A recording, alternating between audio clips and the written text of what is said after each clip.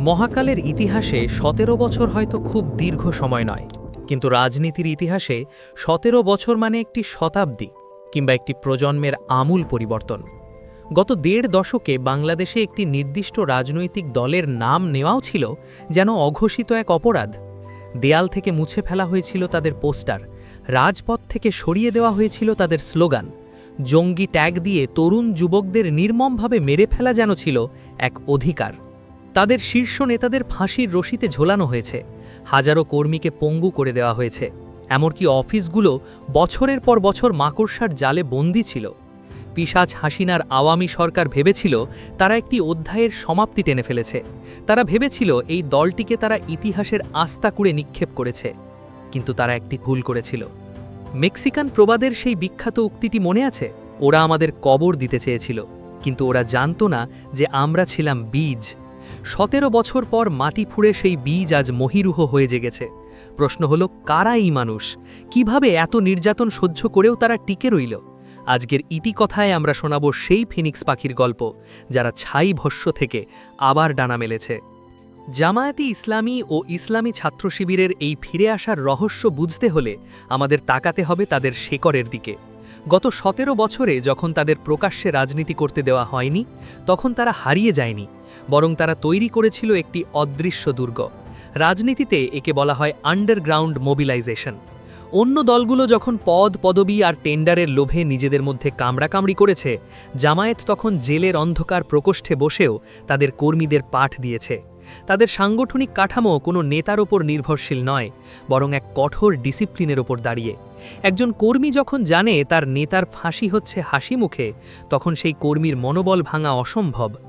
এই ১৭ বছরে তারা সংখ্যায় ও মানের দিক থেকে ইস্পাতের মতো কঠিন হয়েছে, আর এই ইস্পাত কঠিন সংগঠনই ছিল তাদের টিকে থাকার প্রধান কবজ। রাজনীতি দিয়ে মানুষের মগজ ধোলাই করা যায়, কিন্তু হৃদয়ে জয় করতে হলে পাশে দাঁড়াতে হয়। মনে করে দেখুন ২০২২ সালের সিলেটের সেই প্রলয়ঙ্করী বন্যার কথা। যখন রাষ্ট্রযন্ত্র হেলিকপ্টারে চড়ে পরিদর্শন করছিল, তখন জামায়াত শিবিরের কর্মীরা নিজেদের জীবনের মায়া ত্যাগ করে বুক সমান পানিতে নেমেছিল মানুষের দুয়ারে খাবার পৌঁছে দিতে।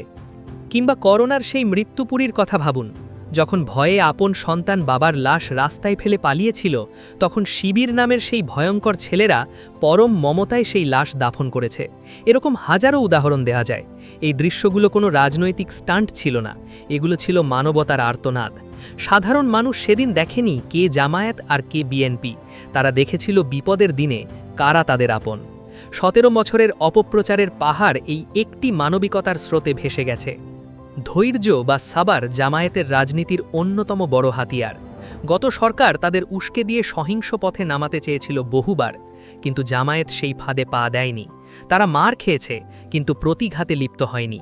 এই কৌশলগত নীরবতা বা স্ট্র্যাটেজিক সাইলেন্স সাধারণ মানুষের মনে এক ধরনের শ্রদ্ধাবোধ তৈরি করেছে। মানুষ দেখেছে এত মার খাওয়ার পরেও তারা বিশৃঙ্খলা করছে না।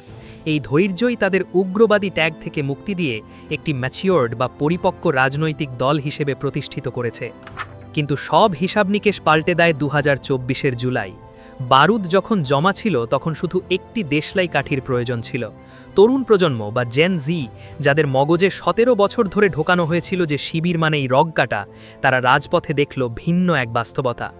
আন্দোলনের সবচেয়ে ক্রান্তিকালে যখন ছাত্রলীগ আর পুলিশ হায়নার মতো ঝাঁপিয়ে পড়ল, তখন ছাত্রদের ঢাল হয়ে দাঁড়িয়েছিল এই জামায়াত শিবিরের কর্মীরাই। তারা কোনো দলীয় ব্যানার নিয়ে আসেনি, তারা এসেছিল জাতীয় পতাকা হাতে। রক্ত যখন রাজপথে মিশে একাকার হয়ে গেল, তখন আর কোনো ভেদাভেদ থাকল না। অতঃপর তরুণ প্রজন্ম আবিষ্কার করল, যাদের এতদিন দানব বলা হতো, তারাই আসলে এই লড়াইয়ের বিশ্বস্ত সিপাহী। এই একটি বিপ্লব ১৭ বছরের ভয়ের সংস্কৃতি একেবারে চুরমার করে দিল। মানুষ তুলনা করতে ভালোবাসে। একদিকে যখন তারা দেখেছে হাজার হাজার কোটি টাকা পাচার করে বিদেশে সাম্রাজ্য গড়ার খবর, ঠিক তার বিপরীতে তারা দেখেছে জামায়াতের শীর্ষ নেতাদের সাদামাটা জীবন। এত বছর ক্ষমতায় না থেকেও এবং এত বছর বিরোধী দলে থেকেও তাদের বিরুদ্ধে কোনো দুর্নীতির শক্ত প্রমাণ কেউ দাঁড় করাতে পারেনি। মোট কথা, তাদের এই ক্লিন ইমেজ, শৃঙ্খলা, মানবতা, উদারতা, ভালোবাসা ও জ্ঞান ধর্মপ্রাণ মানুষের গণ্ডি পেরিয়ে আজ সেকুলার ও মধ্যবিত্ত সমাজেও তাদের গ্রহণযোগ্য করে তুলেছে। ১৭ বছর মাকির নিচে চাপা দিয়েও যে আদর্শকে মুছে ফেলা যায়নি, তা প্রমাণ করে আদর্শকে কখনো বুলেট দিয়ে হত্যা করা যায় না। ক্ষমতা পাওয়া যত কঠিন, মানুষের ভালোবাসা ধরে রাখা তার চেয়েও কঠিন। জামায়াত কি পারবে এই বিপুল জনপ্রিয়তাকে ধরে রেখে নতুন এক বাংলাদেশ গড়তে? উত্তরটা ভবিষ্যতের হাতেই তোলা থাক। ভিডিওটি যদি আপনার ভালো লেগে থাকে তাহলে লাইক দিয়ে ছড়িয়ে দিন বন্ধুদের মাঝে। আর ইতিহাসের এমন অজানা বিশ্লেষণ ও রোমাঞ্চকর তথ্য পেতে এক্ষুনি সাবস্ক্রাইব করুন ইতিকথা। দেখা হচ্ছে খুব শিগগিরই নতুন কোনো অধ্যায় নিয়ে। ততক্ষণ পর্যন্ত ভালো থাকুন।